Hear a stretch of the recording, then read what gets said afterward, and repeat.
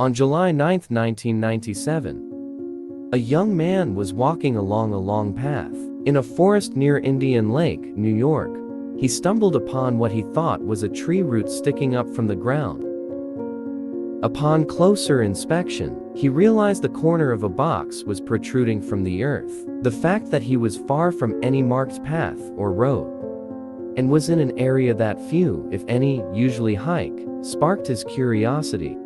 The box was sticking up by only 2 or 3 inches, and from the look of the ground around the box, he figured it had been there quite a while. Curiosity drove him to dig the box up. It took him a while to pry it from the ground, and he also had no idea that this box would unveil a sinister, horrifying, and inhumane secret. A dark secret that nobody wants to believe is the truth. Welcome to the latest video from Daily Quote. The Indian Lake Covert Project.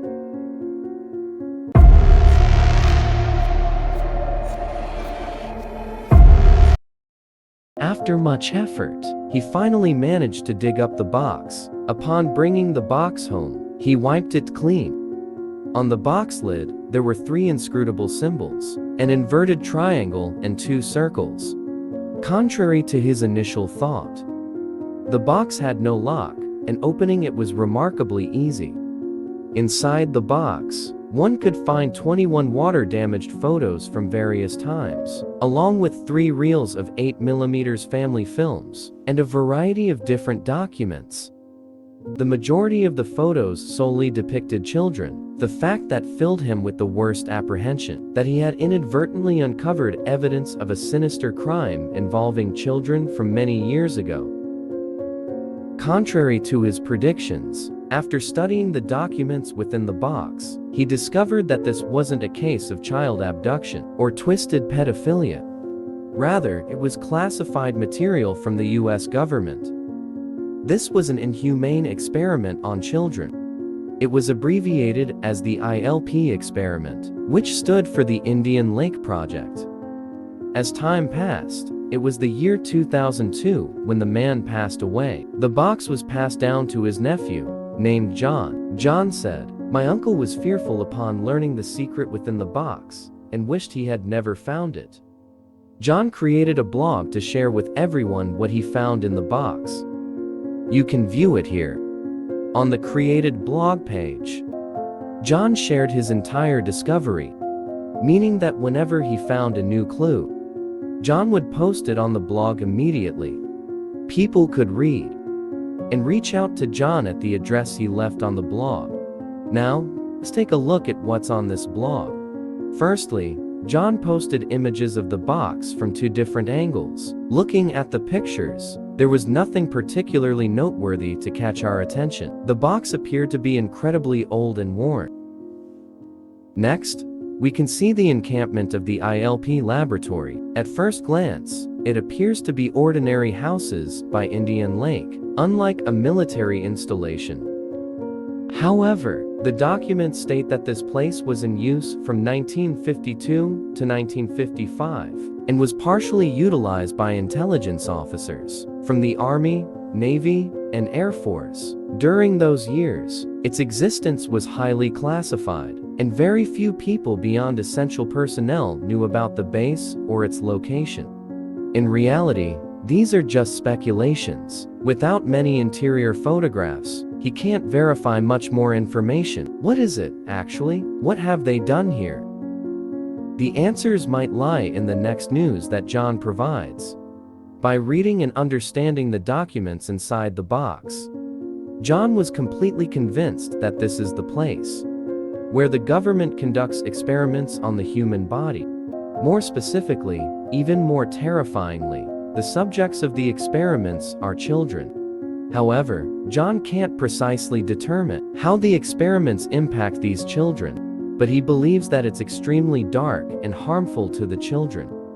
The next crucial lead that John revealed is the images of 3 children. Their names are Roger, Sam, and Sally, respectively. John was highly skeptical whether these are the actual names of the children or not. It's very possible that these are nicknames, Because when you have a large number of children in a concentration camp, nicknames and codes are necessary to manage the experimental records. When I was young, the first time I saw these photos, I didn't understand anything. They were just pictures of kids my age. It wasn't until later that my uncle told me that Roger was probably one of the children among the 837 detained at the concentration camp. You can see the words "No" 37 in Roger's photo. Of course, this information is far from certain. In the two photos of Roger and Sally, we can see the numbers 4 and 2 underlines. Based on their faces, we can speculate that these are their ages when these photos were taken. If that's the case, it's possible that these children were abducted at a very young age. Many perplexing questions remain unanswered. Almost every day, John contemplates the Indian Lake Project. He feels as though he's the only one in the world who knows. There are no historical records left, and if there were any, they have been concealed. From there, two significant issues become evident that need clarification. First, the purpose of burying that iron box in the ground. What was it for? Was it to prevent anyone from finding it? Or was it left there with the intention that someone would eventually discover and reveal it to the entire nation? Second, who is the owner of the box? Did they intentionally bury it, or was it simply lost during their departure from this classified project? Continuing his investigation, John posts a photo on his blog featuring two men. An incredibly valuable new discovery in his quest for the truth. The image reveals two adults, one dressed casually, but likely a scientist or the head of the ILP project, and the other a military personnel, with their face intentionally obscured. It's plausible that a high-ranking officer overseeing these experiments makes sense, as only a military organization could have the resources to carry out such experiments. Could this individual be the owner of the box? Upon closer examination of the photograph, one can notice a child peeking from behind the two men. The identity of this child remains unknown. Moving on to other pieces of evidence, John also shares 3 films found in the box. Due to severe damage, it's impossible to watch them in their entirety. However, he provides a partial glimpse of these film reels. The first film reel, we can see that there are at least 4 children locked inside cages and waiting to be fed. I really hate to say it, but it looks like some kind of animal farm. Where are their parents? Do they have parents? Were they kidnapped and brought here? Next, we have many pictures of Roger. The photos depict Roger's process of growing up, and he appears in most of the images in the box. Unlike the other children confined in cages and herded like livestock, Roger was treated as a special individual. He was seen sitting at a dining table, receiving proper education and care. According to John's thoughts, Roger might have been the most successful experimental subject, which is why he received special attention and care. The second film reel. This child is listening to something. Judging by the child's expression, they don't seem to be comfortable. John believes that this could be some sort of frequency or sound to expedite the experimentation process. In the other pictures, we can observe fear on the faces of the children. However, the extent of fear doesn't seem overwhelming.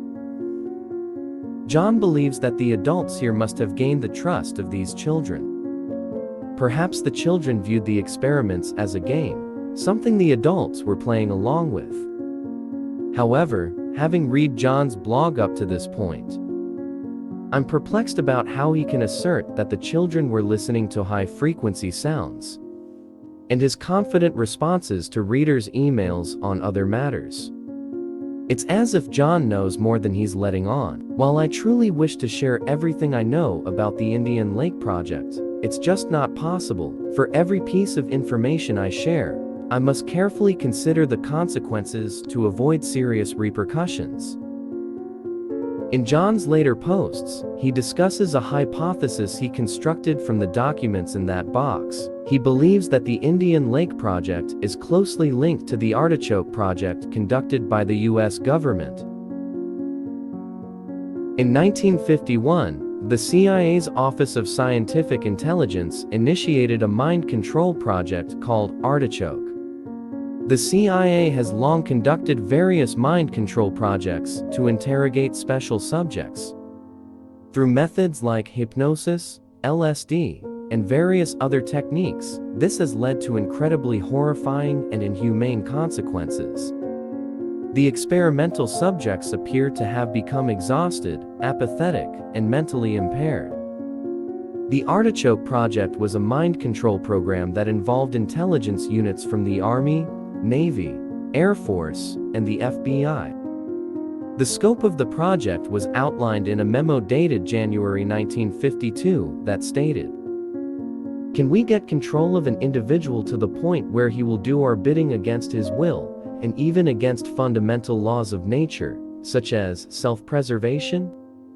With such objectives, Artichoke conducted numerous experiments both domestically and abroad. I believe that the Indian Lake Project is a part of the Artichoke Project. After operating for some time, until 1953, the Artichoke Project was renamed the MK Ultra Project, and first garnered widespread attention from the United States Congress, in the form of the Church Committee and the President's Commission known as the Rockefeller Commission. Central Intelligence Agency documents suggest that the agency considered and explored uses of radiation for the purpose of mind control as part of MK Ultra. Other early efforts focused on LSD, which appears to have formed the majority of research as time went on. Experiments included dosing CIA employees, military personnel, other government agents, prostitutes, mental patients, and members of the general public with LSD to study their reactions, usually without the subject's knowledge. When Project Artichoke became MKUltra, the ILP's role was reduced, and then eliminated. There are many declassified documents from the congressional hearings.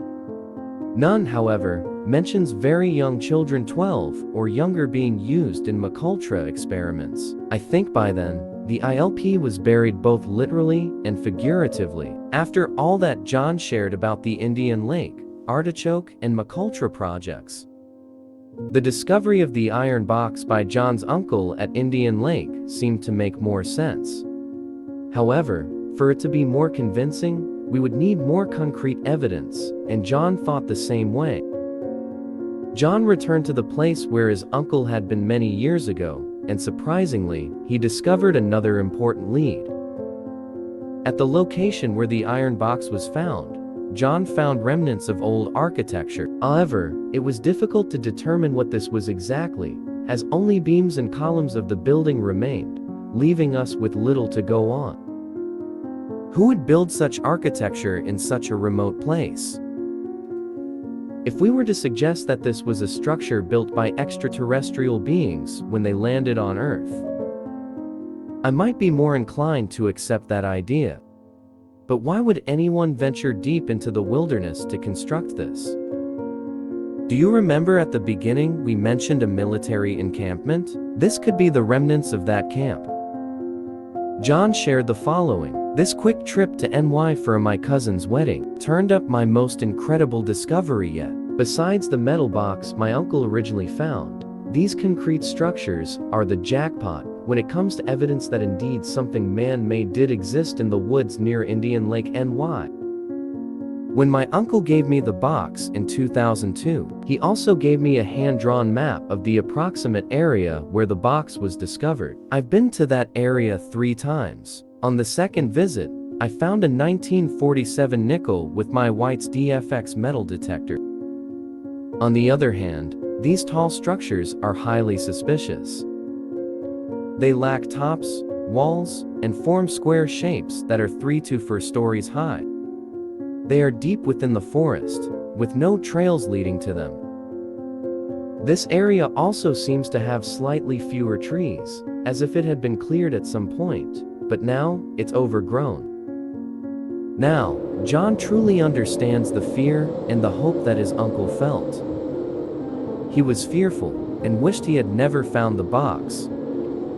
Discovering something eerie in such a remote place is truly terrifying. Who knows if someone is lurking in those woods, observing and leading him here. Everything became very real to me, the box, the children, and the isolation. My walk out of the woods was a little faster than my walk in, and I now realize what my uncle meant. Finding something like this is proof to oneself that things are not ever as they seem. That your happy little life is something rare, and that lies and deceit are common. Your innocence is over, and you have discovered a hidden truth. I now know how my uncle felt, because it became just that much more real for me. With his determination and persistence, John has uncovered substantial evidence about the Indian Lake Project. On October 26, 2005, John provided an update that left many people deeply saddened. Since my last post, a lot of things have happened to me which make me believe that posting any more items from the box would not be in my best interest. I have had numerous phone calls, only to hear silence on the other end as many as 20 times a day. My house was broken into and searched, but nothing was taken. The box and its contents had been securely hidden outside of my home. I did this shortly after the phone calls began. It is obvious to me that I hit a nerve when I mentioned the documents I have, and that I was considering perhaps posting them at some point. I am no longer going to post anything. I am done. I hope anyone who stumbles onto this site will read it from the beginning and continue to stay interested in this story. For those of you who have followed this blog, I am sorry, but my family and their peace of mind come first. As disturbing as these photos and documents are, the last few days for me and my family have been even more so, which is why I am saying goodbye. Our journey through the Indian Lake Project comes to an end here. I'm glad to have shared this story with you. Hope to see you in our next videos.